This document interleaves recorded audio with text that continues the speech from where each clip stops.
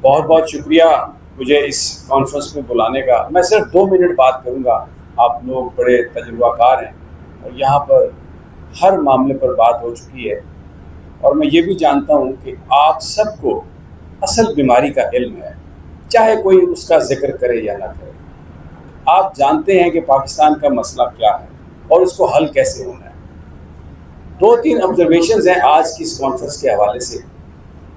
एक तो मैं ये बड़े अफसोस से कहता हूँ कि मीडिया, पाकिस्तान का मीडिया इस वक्त उसका जो किरदार है बहुत शर्मनाक है। ये खबर देने की बजाय बयानिया बनाने में मसरूफ है और बयानिया ऐसा बयानिया जिसमें लोगों से ये कहा जाए कि वो हक सच की बात ना करें, वो चोर को चोर ना कहे, वो डाकू को डाकू ना कहें, बल्कि सर झुका के गुलामों की तरह जिए। ये पाकिस्तान का मीडिया बयान कर रहा है और उसमें यह कहा जा रहा है कि अगले 2-3 महीने में 2 नजरियों की जंग है। नजरिया सिर्फ एक ही है, आज़ादी का नजरिया, पाकिस्तान में तब्दीली का नजरिया, और वो 9 फुट के सेल में बंद है अडयाला में। दूसरी तरफ चोर हैं, डाकू हैं जो अपनी डकैती को नजरिए का नाम देते हैं। अब अचकजई साहब, आपके कंधों पर बहुत बड़ी जिम्मेदारी है।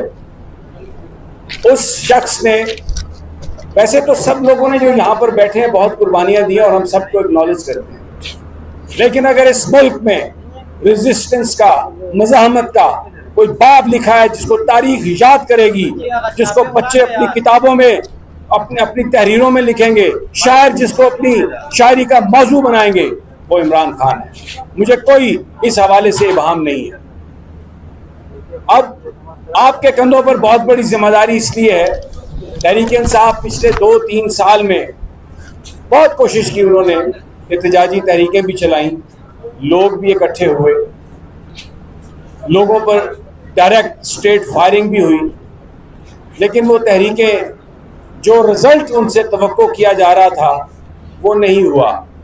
मेरी कोई इतनी हिम्मत नहीं है, ना मेरी इतनी औकात है कि मैं कहूँ कि ये कोई साजिश थी, या मैं कहूँ कि ये कोई कज फहमी थी, या मैं ये कहूँ कि कोई हिकमत अमली बेहतर न थी। लेकिन नतीजा ये है, जो बाहर हैं वो अय्याशी कर रहे हैं, कुछ उनमें से, बाकी इसमें कोई शक नहीं कि सफ़र भी कर रहे हैं, और वो अभी अंदर ही है।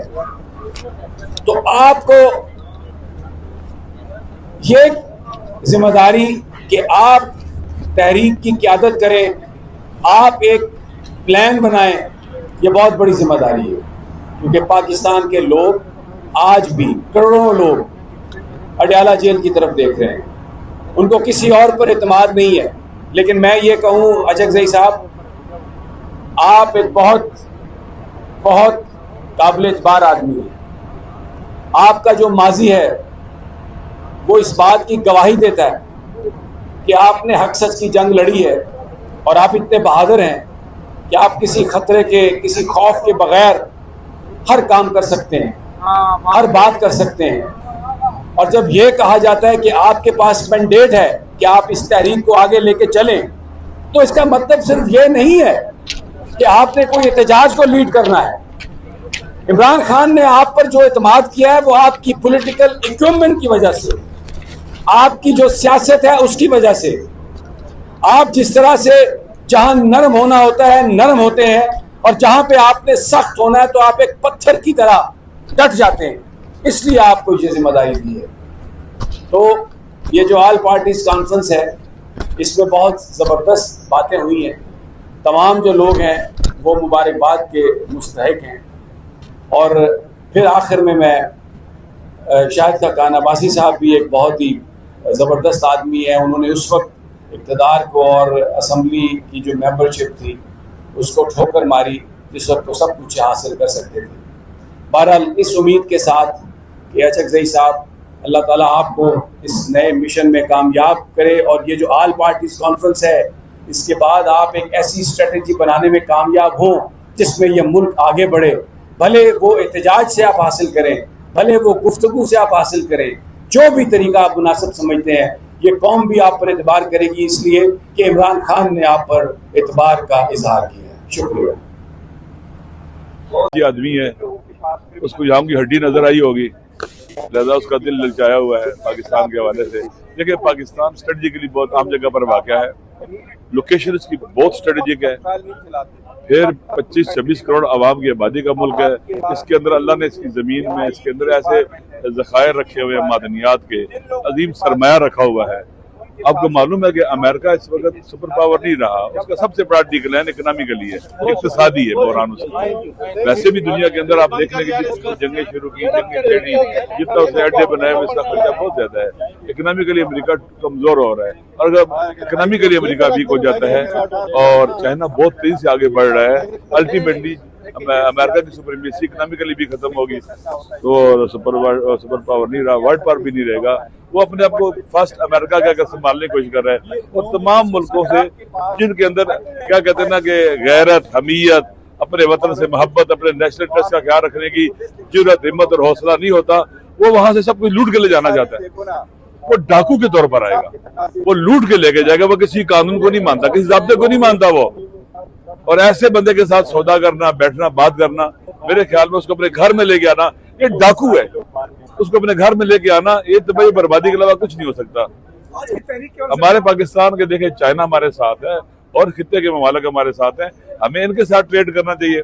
Look towards east, eastern country को अब ये देनी चाहिए, ताकि पाकिस्तान के बना वो सेंक्शन लगाएंगे, न पाकिस्तान का इक्तिसादी इस्तेसाल करेंगे, न पाकिस्तान को प्रेशराइज करके खित्ते के ममालिक से जुदा करके अपने अहदाफ के लिए इस्तेमाल करेंगे, और न ही पाकिस्तान के नेशनल इंटरेस्ट और नेशनल सिक्योरिटी कम्प्रोमाइज होंगे। मौजूदा जो सियासी सूरत हाल है, अब आपको क्या लग रहा है पीटीआई के जिस तरह से रहनुमाओं को थोक के हिसाब से सजाएं दे दी गई हैं, आपको क्या लग रहा है, क्या होगा, क्या होता नजर आ रहा है? वैसे होना ये है कि जिनका पार्टी लीडर जेल में हो, उनका बाहर रहना और इस तरह के जुल्म सदम के मुकाबले में, इस तरह की बेहयाई के मुकाबले में अपने आप को बिल्कुल पैरालाइज्ड हालत में रखना दुरुस्त नहीं है।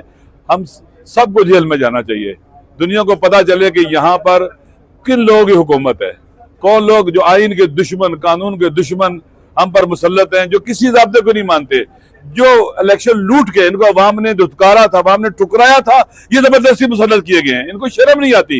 इन्होंने जो स्पेशल सीट्स के जो लिया है, हारे हुए लोग हैं, सीटें किसी की लूटी इन्होंने। कोई जमहूरियत नहीं है पाकिस्तान में, कोई आइन की हुकूमत नहीं है, कोई कानून की हुकूमत नहीं है।